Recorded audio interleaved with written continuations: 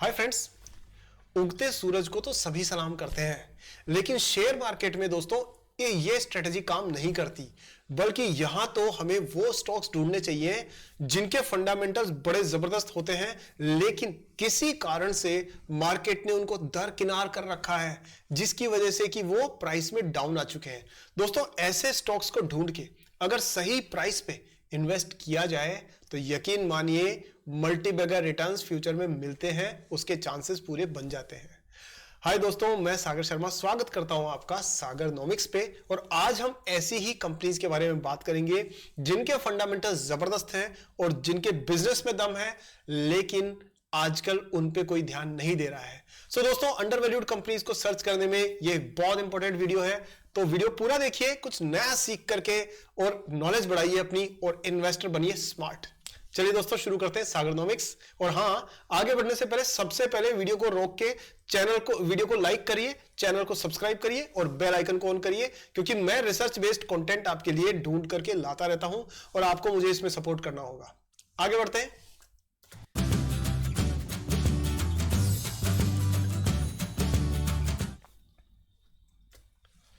तो दोस्तों, यहां पर सबसे पहले जो हम बात करने वाले हैं वो स्टॉक जो है वो आपकी स्क्रीन पर ये रहा, कोल इंडिया लिमिटेड। और कोल इंडिया लिमिटेड में आप देख सकते हैं कि 356 रुपए की प्राइस है दोस्तों। और ये कंपनी इंडिया की वन ऑफ द मोस्ट, मैं कहूंगा, इंपॉर्टेंट कंपनीज में से एक है। आप जानते हैं पूरे देश में कोयले का सबसे बड़ा जो एक्सप्लोरेशन, डिस्ट्रीब्यूशन, वो सब कुछ यही मैनेज करती है। और 2,19,000 करोड़ रुपए की इसकी मार्केट कैप है, उसके मुकाबले 350 रुपए की इसकी प्राइस चल रही है लगभग। डिविडेंड दोस्तों कंटिन्यूस दे रही है कंपनी और 6.8% का डिविडेंड दिया है कंपनी ने। और आप अब आगे बढ़ने से पहले ना एक चीज जरूर आप ध्यान रखिए, मैं ना कई बार कंपनीज के बारे में जब बिजनेस मॉडल डिस्कस करता हूं तो मेरा एक्साइटमेंट बढ़ जाता है। अब आप ये देखिए कि दिमाग में लगाना शुरू करिए कि क्या ईवी के आने से, इलेक्ट्रिक व्हीकल्स के आने से क्या कोल इंडिया जैसी कंपनी खत्म हो जाएगी? क्या पेट्रोलियम वाली कंपनी बीपीसीएल, एचपीसीएल, आईओसी खत्म हो जाएगी? आंसर है बिल्कुल भी नहीं होंगी। दोस्तों, ये इतनी बड़ी कंपनीज है, इनका बिजनेस मॉडल ना बहुत एडवांस तरीके से चलता है। अगर आपको जानकारी नहीं हो तो बता दूं कि चाहे कोई सी भी आईओसी हो, बीपीसीएल हो, एचपीसीएल हो, ये सब मिलके अपने पेट्रोल पंप्स पे ईवी चार्जिंग स्टेशन बनाना शुरू कर चुकी है। इनको ऑर्डर्स भी मिल चुके हैं और इन्होंने काम भी शुरू कर दिया है। तो ये ईवी इंफ्रास्ट्रक्चर बनाएंगे, क्यों? क्योंकि पंप तो पहले से मौजूद है इनके पास में। तो ये इनोवेट करके अपने बिजनेस को बढ़ाते रहेंगे, ये कंपनीज खत्म नहीं होने वाली है। इसी तरह से कोल इंडिया की बात है तो आप कितनी भी ईवी ले आइए, कितनी विंड पावर ले आइए, कितना सोलर पावर ले आइए, लेकिन कोयले की जो जरूरत है ना दोस्तों, वो इतनी ज्यादा है कि इसको धीरे धीरे कम से कम 10 साल लगेंगे बाकी कंपनीज को लाइन में आने में और बाकी जो एनर्जीज हैं उनको कंट्रीब्यूट करने में। सो कोल इंडिया लॉन्ग टर्म स्टोरी है, आपको इस बारे में सोचने की ज्यादा जरूरत नहीं है। वापस इस पर हम लोग कि बिजनेस में अगर हम बात करें तो देखिए दोस्तों, यहां ना ये आप देख रहे हैं प्रॉफिट वेरिएशन, ये जो है सेल्स तो 10% से बढ़ी है, प्रॉफिट 31.9% से बढ़ा है। तो 3 गुना प्रॉफिट बढ़ रहा है सेल्स से। और ये तभी होता है जब कंपनी अपनी जो डिस्ट्रीब्यूशन लाइन है उसको ठीक करती है, जो सप्लाई चेन है उसको दुरुस्त करती है, रॉ मटेरियल कॉस्ट को कम करती है। अब उसमें कई बार क्या होता है कि जैसे मान लीजिए एक रूट से दूसरे रूट पे जाना है तो उसके अंदर 10 घंटे लगते हैं। अब कंपनी ने उसकी जगह पर एक टनल से जाना शुरू कर दिया जिसमें 2 घंटे लगते हैं। तो वो जो 8 घंटे का टाइम फ्यूल जो था वो बचा, तो कंपनी का मुनाफा बढ़ा। इस तरह से दोस्तों आप इसको रिसर्च करिए। आगे देखें तो यहां पर अब देखिए, यहां ना इसने रनअप शो किया है सितंबर 2023 के बाद में स्टॉक ने तेजी से एक अपसाइड दिखानी शुरू करी है, एक बुल रन शुरू हुआ है। आप साफ तौर पे हाई हाईज और हाई लोज बनते हुए देख सकते हैं और एक करीब करीब 30-40 डिग्री के ग्रोथ के साथ में ये कंपनी हेल्दी ग्रोथ को शो करती हुई नजर आ रही है। और क्योंकि गवर्नमेंट द्वारा बैक्ड है तो इसमें कोई रिस्क वाली चीज नहीं है। आगे बात करें दोस्तों सेल्स की और इसकी बाकी बिजनेस की, तो आप देखिए 72,000 करोड़ रुपीस की इसकी टर्नओवर था, फिर इसी रेंज में चला, फिर धीरे धीरे बढ़ा 70, 80, 90, 138। क्योंकि दोस्तों ये बात पक्की है कि आपके घर में अगर बिजली कोई ला रहा है ना, तो आज की तारीख में कोल इंडिया का बहुत बड़ा रोल है उसमें। बाकी सब जगह का कंट्रीब्यूशन कम है। इंडस्ट्रीज में कंपनी जो प्रोडक्शन करती है उसमें भी इसका काफी रोल है। तो ये मार्केट शेयर ऐसा है जिसको बहुत समय लगेगा धीरे धीरे कम होने में। तो अब यहां पर आप देखो कि इनका ना बिजनेस इंटैक्ट है। इनसे अगर 10 कस्टमर माल खरीदते थे तो वो हमेशा खरीदते आए हैं और आगे भी उनके पास चॉइस नहीं है कोई, तो इसलिए वो खरीदते रहेंगे। नेक्स्ट बात करें तो यहां देखिए ईपीएस दोस्तों कंटिन्यूसली 23 से बढ़ते हुए और थोड़ा सा फ्लक्चुएट हुआ बीच में और उसके बाद में ये करीब 45 पहुंच चुका है, यानी एग्जैक्टली डबल हो चुका है पिछले 10 साल में। और कंपनी ने हमेशा डिविडेंड दिया है, हमेशा डिविडेंड। देखिए एक साल भी ऐसा नहीं है जब कंपनी ने डिविडेंड नहीं दिया हो। अगर बात करें सेल्स की ग्रोथ की तो 7% रही है, लेकिन प्रॉफिट 5% बढ़ा था 10 साल के हिसाब से। अगर रिसेंटली देखें तो 33 ईयर्स के हिसाब से जो सेल्स है वो 15% बढ़ी है, 13% बढ़ी है, और जो प्रॉफिट है वो उससे तेज बढ़ा है 19% के हिसाब से। आगे बात करते हैं दोस्तों इसके टेक्निकल्स की। तो यहां ना टेक्निकल चार्ट आपके स्क्रीन पर, एक सेकेंड दोस्तों मैं ला रहा हूं, ये कुछ नेट की प्रॉब्लम है।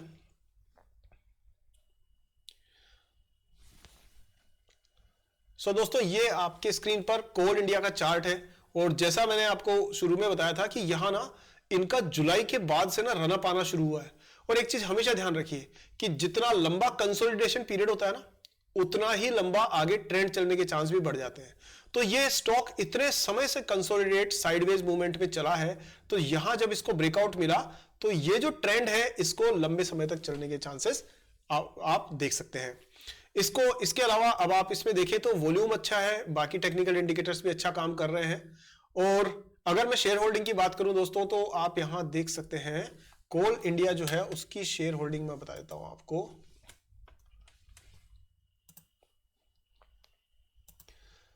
ये देखिए दोस्तों कोल इंडिया में ना लगभग म्यूचुअल फंड्स ने 9% से हिस्सेदारी पहले कम की थी, 8% आ गए थे, फिर वापस से ये बढ़ाते जा रहे हैं, क्योंकि जब प्राइस बढ़ी है तो इस प्राइस में ना म्यूचुअल फंड्स का भी योगदान रहता है।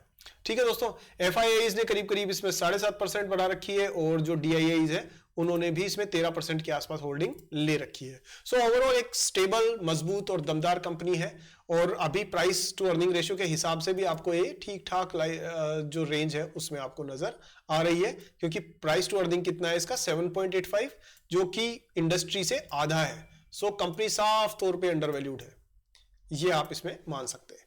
अगली कंपनी की तरफ बात करते हैं, बढ़ते हैं, और वो है दोस्तों सन फार्मा। और हाँ, एक चीज मैं आपको ये जरूर बता दूं कि यहां ना बहुत सारे मित्र ऐसे हैं जो सिर्फ 2-4 मिनट वीडियोस देखने आते हैं। दोस्तों अगर आपको टिप्स चाहिए, आपको टाइम पास करना है, मेहनत नहीं करनी है, तो फिर मेरा चैनल किसी काम का नहीं है आपके। यहां मेहनत करनी पड़ेगी, साथ में मिलके हम और आप मिलकर के सीखेंगे, नए स्टॉक्स ढूंढेंगे। मेरी नॉलेज और आपका प्रैक्टिस, उससे ही अच्छे रिजल्ट्स निकलने वाले हैं दोस्तों।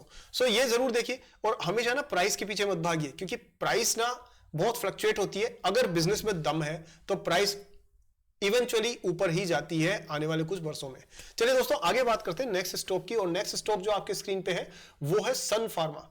और जाहिर सी बात है कि सन फार्मा भी एक बहुत स्ट्रॉन्ग कंपनी है, और इंडिया की one of the best pharma companies है, और ये प्रोफेशनली मैनेज्ड है।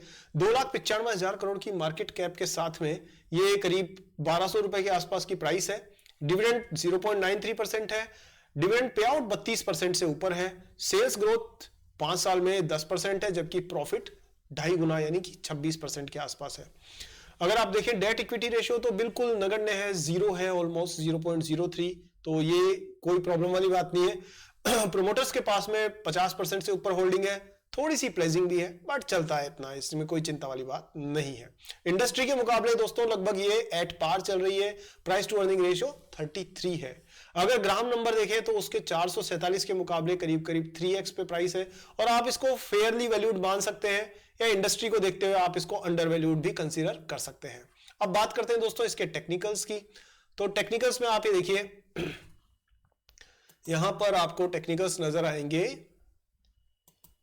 ओहो, टेक्निकल्स से पहले तो इंटरनेट नजर नहीं आ रहा, एक सेकेंड दोस्तों। तो दोस्तों सन फार्मा का टेक्निकल चार्ट आपके स्क्रीन पर है, और आप ये देख सकते हैं कि ये स्लो एंड स्टडी तरीके से बढ़ रहा है। जैसे वो कछुए और खरगोश की कहानी सुनी आपने, उसी तरह से ये धीरे धीरे लेकिन कंटिन्यूसली बढ़ रहा है। आप ये देखिए, इसने प्राइस चैनल अभी तक तोड़ा ही नहीं है, यानी कंपनी कंटिन्यूसली एक सही ट्रेंड पे है। अगर आपको स्लो एंड स्टडी तरीके से, कहते हैं धीरे धीरे रे मना धीरे सब कुछ होए, तो उसी तरह से आपको ग्रो करना है तो ये एक सही प्राइस चैनल आपको नजर आ रहा है।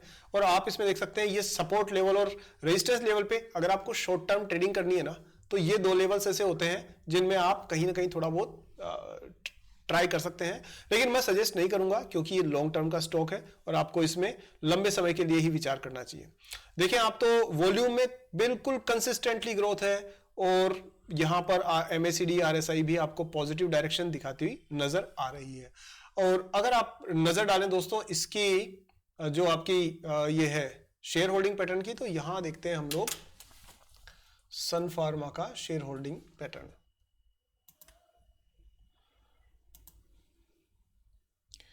तो यहां अभी देखिए कि सन फार्मा ना करीब करीब 12-13% तो म्यूचुअल फंड्स ने ही ले रखा है और वो धीरे धीरे इसमें ग्रोथ अपनी बढ़ा रहे हैं, मतलब अपनी होल्डिंग।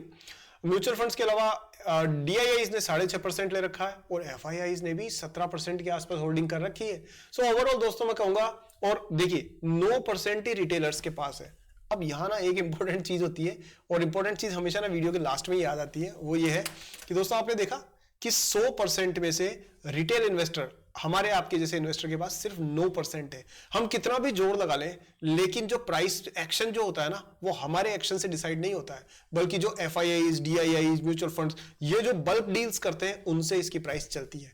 तो उनकी एक्टिविटी पे नजर रखिए और आप देखेंगे कि इसमें आप एक अच्छा खासा प्रॉफिट बनाने के लिए आप इसको कंसिडर कर सकते हैं। हालांकि दोस्तों मैं बता दूं कि ये वीडियो सिर्फ एजुकेशनल पर्पस से है, ये डिस्क्लेमर है मेरी तरफ से कि यहां कोई भी बाइंग सेलिंग की रिकमेंडेशन नहीं है। आप अपने फाइनेंशियल एडवाइजर से बात करके फिर अपना डिसीजन लीजिए। ये वीडियो इसलिए बनाया गया ताकि आप शेयर मार्केट की बारीकियां सीखें और एक समझदार इन्वेस्टर बने और अवेयरनेस आपकी बढ़ जाए। चलिए दोस्तों, आपने इतना टाइम दिया इसके लिए बहुत बहुत धन्यवाद। अगले वीडियो में जल्दी मिलते हैं। और हाँ, क्या इस एनालिसिस को दोस्तों आप दिल से दूसरों के साथ, अपने मित्रों के साथ शेयर करके अच्छा महसूस करना चाहते हो तो दोस्तों इसको सबके साथ शेयर करिए। और वीडियो को लाइक नहीं किया तो अभी लाइक करिए, यह आपकी ड्यूटी है। जैसे मेरी ड्यूटी है ना कि वीडियोस बना करके आपको फाइनेंशियल एजुकेशन देना, वैसे आपकी ड्यूटी है कि लाइक करना, शेयर करना, कमेंट करना अगर कोई क्वेश्चन है तो, और चैनल को सब्सक्राइब करके बेल आइकन को ऑन करना। चलिए दोस्तों, आज की वीडियो में इतना ही। अगली वीडियो में जल्दी मिलते हैं, तब तक के लिए जय हिंद।